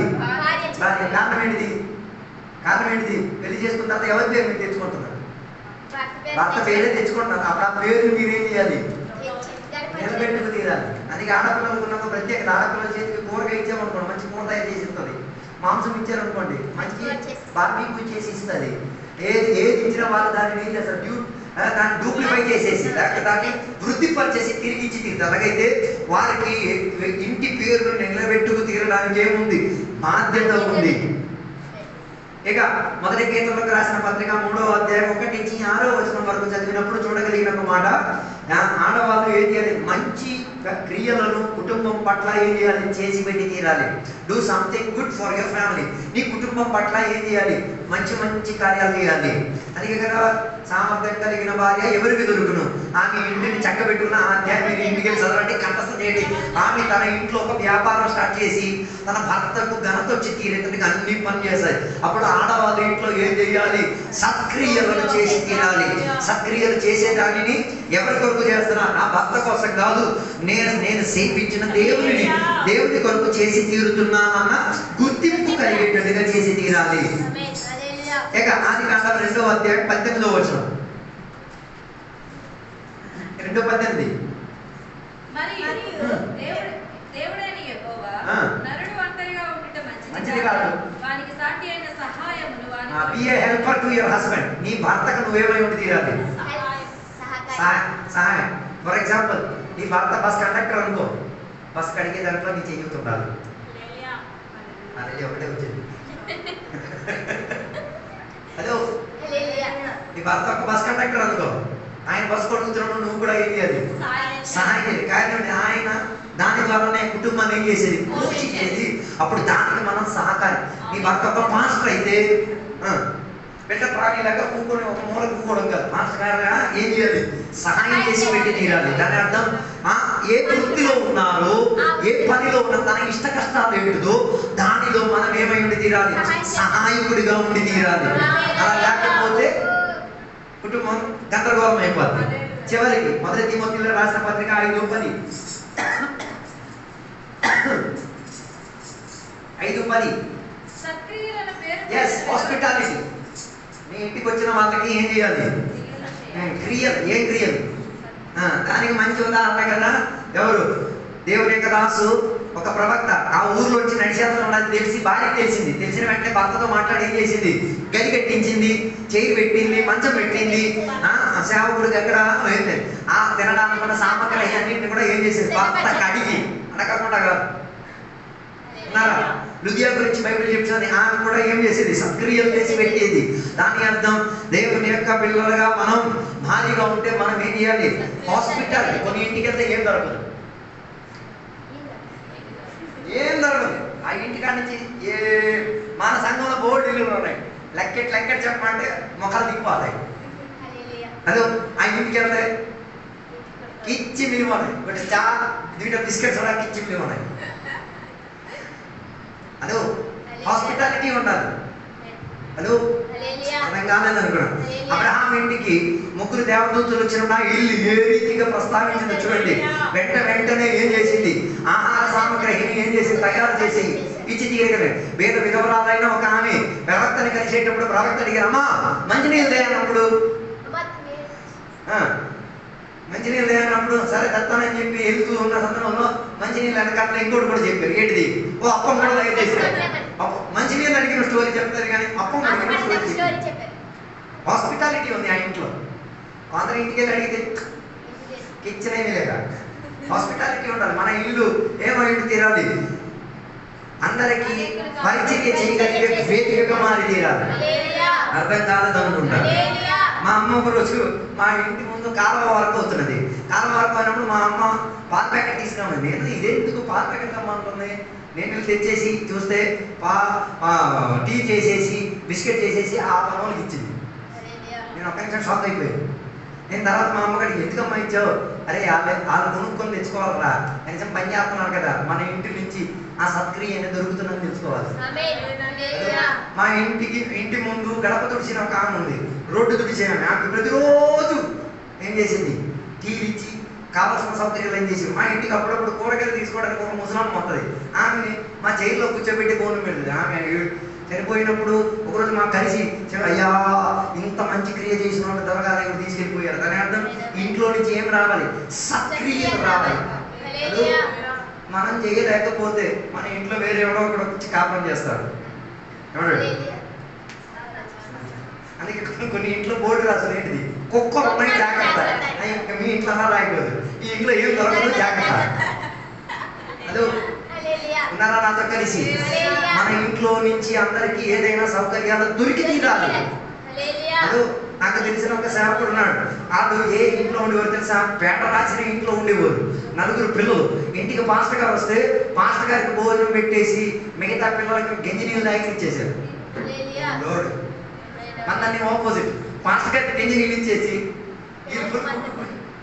దాని వలన ఇంట్లో ఏం తీరదు, కరువు తీరదు. అదో ఇప్పుడు ఆ పిల్లలు మొత్తం అమెరికాకి వెళ్ళదు. ఇప్పుడు ఆ ఇంటికి వెళ్ళి భోజనం చేస్తే ఒక 10 కూరలు ఉంటాయి. మన ఇంటికి భోజనానికి వెళ్ళి 2 కూరలు అన్ని ముగించిపోతాయి. మరి ఆ ఇంట్లో చేయడానికి చేత కాదా లేకపోతే బోర్డు రాసారో తెలియదు. అదో నాతో కలిసి అదో నీ ఇంటికి వచ్చిన వాళ్ళకి ఏం చేయాలి? సత్క్రియ చేసి పెట్టాలి. ఓకే, ఇప్పుడు లేని స్థితిగతిలో ఏం చేయాలి? హాస్పిటాలిటీ నేర్చుకోవాలి. మా చుట్టాలకు అందరికీ ఇస్తాను. నేను చుట్టాల సంగతి అనట్లేదు, దేవుని బిడ్డల సంగతి అంటున్నాను. నీ ఇంటికి వచ్చిన దేవుని బిడ్డలకు ఏం చేయాలి? సత్క్రియలు చేసి పెట్టాలి. అది ఒక భార్యకున్న లక్షణం. మరి అప్పుల పాలు అయిపోతాం కదా, ప్రాబ్లం లేదు, తీర్చగలిగే దేవుడు ఉన్నాడు. హల్లెలూయా. దీనికి మంచి ఉదాహరణ ఎవరు? యాకోబు రాహేలుకున్న వివాహం చాలా మనకి ఆదర్శమైనది. యాకోబు 2 పిల్లలు చేసుకున్నాడు కదా. ఎవరిని పెళ్లి చేసుకున్నాడు? లేహాన్ని ఫస్ట్ పెళ్లి చేసుకున్నాడు. లేహాన్ని పెళ్లి చేసుకోవడం కాదు, బలవంతంగా రాత్రి వేళ ఏం చేశాడు? మోసం చేశాడు. ఎందుకు మోసం చేశాడు? లేహ ఎవరి కోసం ఉన్నది? ఏసావు కోసం ఉన్నది. ఆ కుటుంబానికి ఏం తీరాలి, కానీ ఆయన లేకపోవడం వలన ఈయనకి ఆయననే ఫేస్ చేసి పెట్టేశాడు. కానీ ఈయన ప్రేమ మొత్తం ఎవరి పట్ల ఉండేది? రాహేలు పట్ల ఉండేది. అందుకే బైబిల్లో వివాహ ప్రస్తావన జరిగినప్పుడు యాకోబు రాహేలు అన్న ప్రస్తావన జరిగొచ్చి తీరేది. దాని అర్థం వారిలో ఏముంది? దేవుని యొక్క సహవాసం, ఆత్మీయత వారి వివాహంలో మనకి కనబడుతున్నట్టుగా మనకి కనిపిస్తున్నది. రెండోదిగా వివాహం గురించి ప్రస్తావించినప్పుడు యోసేపు మరియా గురించి చెప్తూ ఉంటారు. యోసేపు గురించి చెప్పడానికి ఏమైనా ప్రత్యేకతలు ఉన్నాయా? ఆ పురుషుల్లో మంచి పురుషుడు. భార్య తప్పుతని చేస్తే భర్త ఏం చేయాలని కోరుతున్నాడు? తన తప్పుని తన మీద ఈ ఆడవాళ్ళు ఎప్పుడో బతికిపోయాడు. ఈ కాలంలో ఉన్న ఆడవాళ్ళు అయితే తప్పితే జరిగితే భర్త ఏ రోడ్డు చూశాడు, ఈయన ఏం చేసుకున్నాడు? రహస్యముగా విడిచిపెట్టేద్దాం అనుకున్నాడు. అలా రహస్యంగా విడిచిపెట్టేస్తే నిందలు ఎవరి మీదకి వస్తుంది? యోసేపు మీదకి వస్తుంది. ఊరు అందరూ ఎవరు కొడతారు? యోసేపు కొడతారు. నువ్వు ఈ పిచ్చి పని చేసేసి ఎలాగా తిరుగుతున్నామని చెప్తారు. కానీ మరియకి సంరక్షణ. అందుకే దేవుడు ఆయన కళ ఎంత ప్రత్యక్షమని చెప్పిన ఒక మాట, వద్దు నీ భార్యను ఏమొద్దు, దూరం పరచదు, దగ్గరికి వచ్చుకో, నీవు చేసిన క్రియలు ఏమైతే జ్ఞాపకార్థంగా హల్లెలూయా. నేను చెప్పి రావడానికి ఉద్దేశం మంచి కుటుంబానికున్న మంచి మంచి పేరండి, మంచి పద్ధతి కలిగిన అమ్మ నాన్న బాధ్యతలు ఎవరు వహించుకు తీరారు? యోసేపు మరియ. యేసయ్య సొంత కొడుకా? యేసయ్య యోసేపు మరియ సొంత కొడుకా? కాదు. కానప్పుడు కూడా ఏం చేసి సొంత కొడుకు కాగానే రిస్క్ తీసుకున్నారు. అర్థం కాలేదు. నాకు తెలియదు. అంతే కదా, సొంత పిల్లలకి ఒకలాగా, పరాయి పిల్లలకి ఒక ఇంటికి ప్రార్థనకి వెళ్ళినప్పుడు ఆడపిల్లలకి ఆమ్లెట్ ఇచ్చారు, వీళ్ళ పిల్లలకి ఏమి ఇచ్చారు? ఆమ్లెట్ నై. హలో, ఇద్దరికి ఏం చేయాలి? సమతుల్యంగా చూసుకుంటే అందరినీ ఒకే వ్యక్తిగా ఏం చేయాలి? సమతుల్యంగా ఏం చేయాలి? పెంచడానికి. తన కొడుకు కానప్పుడు కూడా యోసేపు తన ప్రాణం ఏం చేస్తున్నాడు? తన కొడుకు కాని దాని కొడుకు. This is parenting. ఇది మంచి పెంపకం. నీ పిల్లల కోసం నువ్వు ప్లాన్ పడాలి, పెద్ద విషయం కాదు. వేరే వాళ్ళ పిల్లల కోసం ఏం చేయాలి? ప్రాణం పెట్టగలిగి తీరాలి. అది యోసేపు దగ్గర నుంచి నేర్చుకో, మరియ దగ్గర నుంచి నేర్చుకో.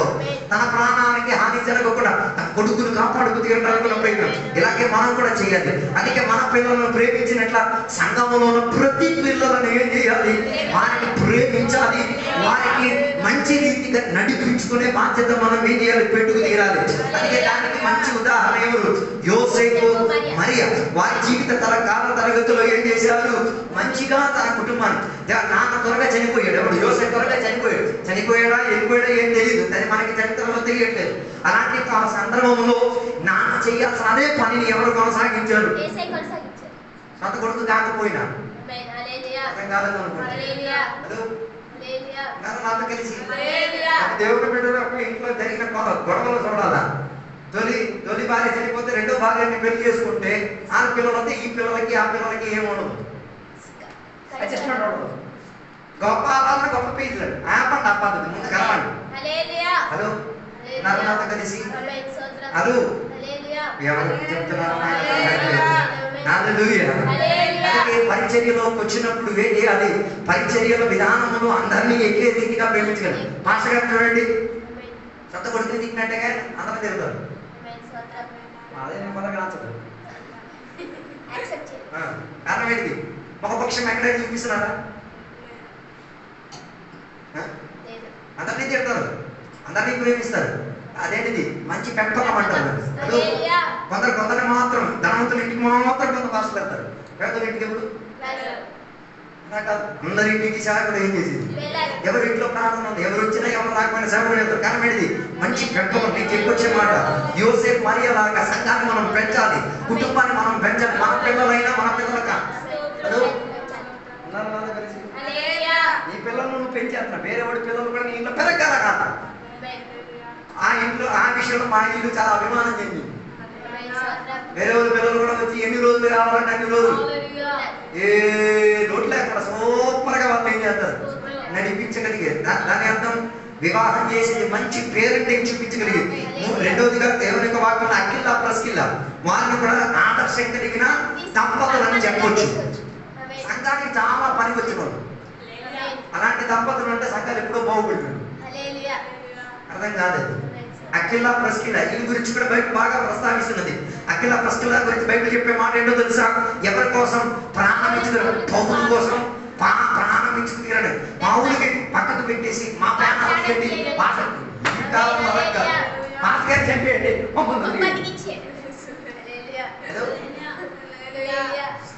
పాస్టర్ గారితో కలిసి విశ్వాసి ట్రైన్ లో ప్రయాణం అయ్యారు. టీటీ వచ్చినప్పుడు విశ్వాసి బాత్రూమ్ లో దూకుని హల్లెలూయా స్తుతిమహిమ పాడతాం. ఎప్పుడు టీటీ వచ్చాడు మాస్టర్ గారిని టీటీ అందరూ కలిపి ఎడపడా వాయించేశారు. వాయించేటప్పుడు కూడా కిటికీ కాటి చాలా చూస్తున్నాడే తప్ప బయటికి రావట్లేదు. అంత అయిపోయిన తర్వాత ఈ చాలా మాటలు అయిన తర్వాత చివరికి అర్థమైంది ఆ టీటీ వచ్చిన వాళ్ళంతా దేవుని పెట్టారు. అప్పుడు ఈ దేవుని బిడ్డకి మా అసలు నుంచి బయటకు వస్తున్నాడు. అయ్యారు అని సెట్ అయిపోయిందా? అఖిల పుష్కల గురించి బైబిల్ చెప్పే ఒక మాట, మంచి దంపతులు. ఆ దంపతులు సంఘం కోసం రిస్క్ తీసుకున్నవారు, సేవకుల కోసం రిస్క్ తీసుకున్నవారు. అదో వివాహం చేసేది దేనికోసం? ప్రాణం పెట్టగలిగి తీరాలి. సంఘం కోసం ప్రాణం పెట్టగలిగి తీరాలి.